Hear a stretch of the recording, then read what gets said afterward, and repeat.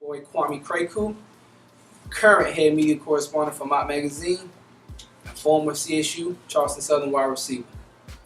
I'm originally from Orangeburg, South Carolina, small town outside of the state capital, Columbia. Home of some great athletes, man. You know, started playing sports at an early age, maybe like age 5 or 6. Um, Everything from football, basketball. I ran track. Um, Pretty much did it all, man. My mom wanted us to stay active, stay out of trouble. So I did it all. I actually graduated December of 2010. So I actually finished college in 4.5 years. You know what I'm saying? And that's next semester.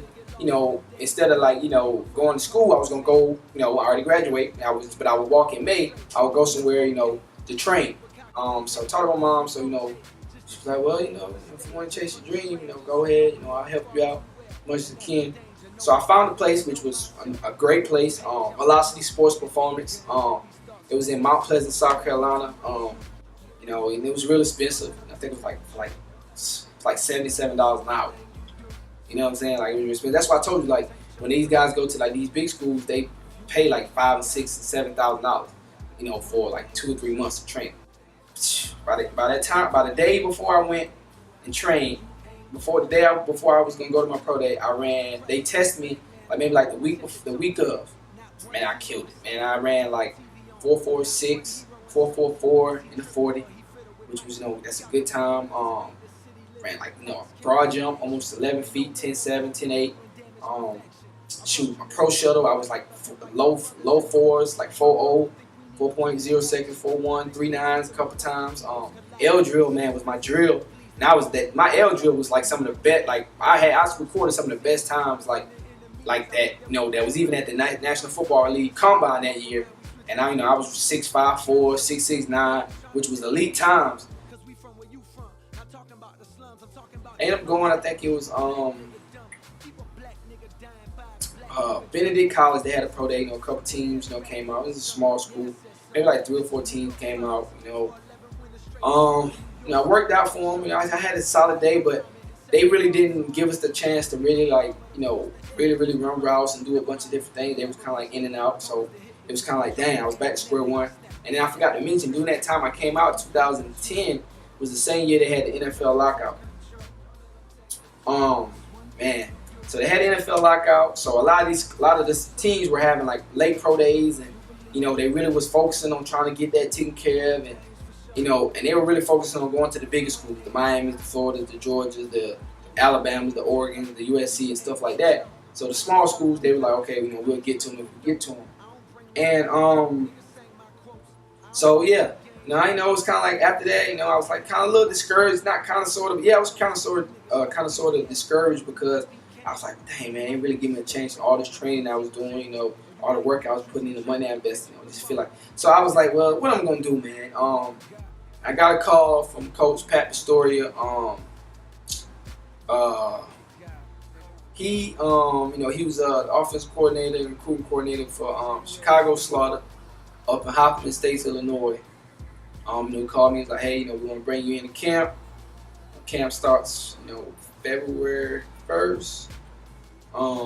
So boom. So up at that time, I was just training, working hard. I was like, all right, cool. I was ecstatic. Opportunity to play football again. But what ended up happening was, by the end of camp, I made it through last final cuts.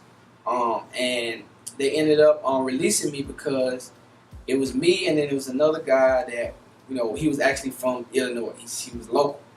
So he would be staying at his own place, and they didn't have to cover housing, so they could free up some money. So I ended up head back home, another stumbling block. So I had a workout out in Northern California, bro. San Jose. Man, so I ended up flying out to San Jose, California, work out with the San Jose Sabercats. This was actually a step up from the Chicago League. It was Arena 1. These, Arena 1, AFL 1, if guys familiar with it. They actually played on national television. Had to work out with them. Workout went good. They said, they were gonna call me back. So they ended up calling me back. Maybe a couple months later. So I went up there. I played a few playmaker, a gamer, like maybe like 2 or 3 games I think, and ended up the season was going downhill, so they just started releasing and getting ready things. So once again, I was back on the block. I was semi take the agents and stuff, and they was like, man, dang man, like if you was coming out of college this year, I would have you in NFL camp. So it was never a fact whether I was good enough to play. It was just the breaks and stuff. I just kept getting bad breaks in certain areas and stuff where it just things I couldn't defeat. I don't know what it was, and then they come to find out, it just probably wasn't meant to be. I had one last shot.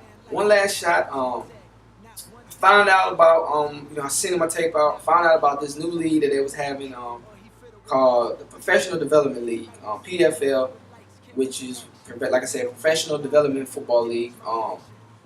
And it was kind of like the NBDL, National Development League for basketball. So, I thought it was cool. They had leagues, Georgia something, I forgot what it was. So they had a workout, like a workout, trial workout up here in Atlanta. So something happened where like they canceled the league. Like I found this out maybe like January sometime, mid-January.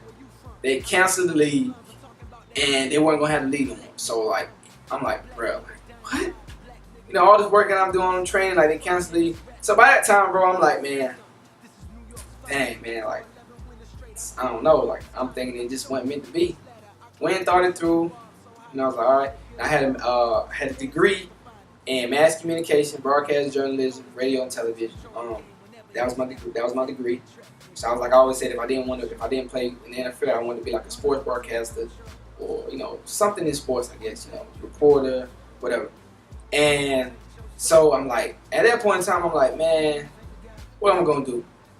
So I was like, all right, forget it. That's what I'm gonna do. So I hopped on social media, best thing. Started hashtagging events in Atlanta. So I was like, all right. Went to my first event. I think some radio station had an event. I got down there, got to the radio event. Met, I think the girl who was hosting it, I don't know how I found it. I got her information. And she told me, hey, this is the exact address, blah, blah. I was like, I wanted to come. So I kept emailing her. She finally sent me the address. We went. I told her, I was like, hey, just moved here. I'm a communication major. This is what I want to do, blah, blah. And she was like, all right, well, take my information, blah, blah. She took information, we kept in contact. Never forget, one day she called me. She was like, hey, stay ready. You ain't got to get ready, right? I was like, yeah. It's like, I'm about to do my own thing. I want you to be a part of it. Boom, boom, boom. We're going to have a meeting, such and such. All right, cool. I'm on board. I'm excited, So I was like, you know what, man? I'm going to do my own thing. So I came up with a few ideas, what I want to do, like a series of interviews pertaining to athletes, just get people to understand, let's call it the sweat, the athlete's lifestyle. That was going to, like, dictate, like, what athletes got to go through as far as, like, the training and mindset and mental focus and stuff to being a professional athlete and being an athlete, period. So, I met a guy who actually worked with me doing on the same production team. He did the photography and video work for the same young lady that was working with, a guy named Jared Rainey. So I told him about the idea I had. He was like, yo, that's a good idea. Only person doing that is ESPN. He's like, yo, if you need some video work or photography work, I got you. I'm like, word, that's what's up. So he was like, yo, I got this magazine too. And I'm starting this, my magazine is for models and photographers. I was like, word. I was like, okay, cool. So then I started thinking, I was like, you know what, man? I'm willing to work with you on it. Let's decide, let's make it a lifestyle magazine. Let's focus on doing the up and coming in music, sports, philanthropy, and everything, not just models and photography. Like, yo, that's a good idea. So long story short, that was pretty much the resurrection of Mott Magazine. Shoot, we going on a year and a half now, year and a few months. I got over 30 plus interviews under my belt with a bunch of different up-and-coming artists, but a bunch of different celebrities from Atlanta, celebrities in music and entertainment. I've hosted events in Atlanta. I've hosted red carpet events. I've covered the red carpet. I've hosted the red carpet at big events, the BET, United Negro College Fund. And this is all within a year, man. So, but I said I was going to come to Atlanta and I was going to hit the ground running, and that's what I did.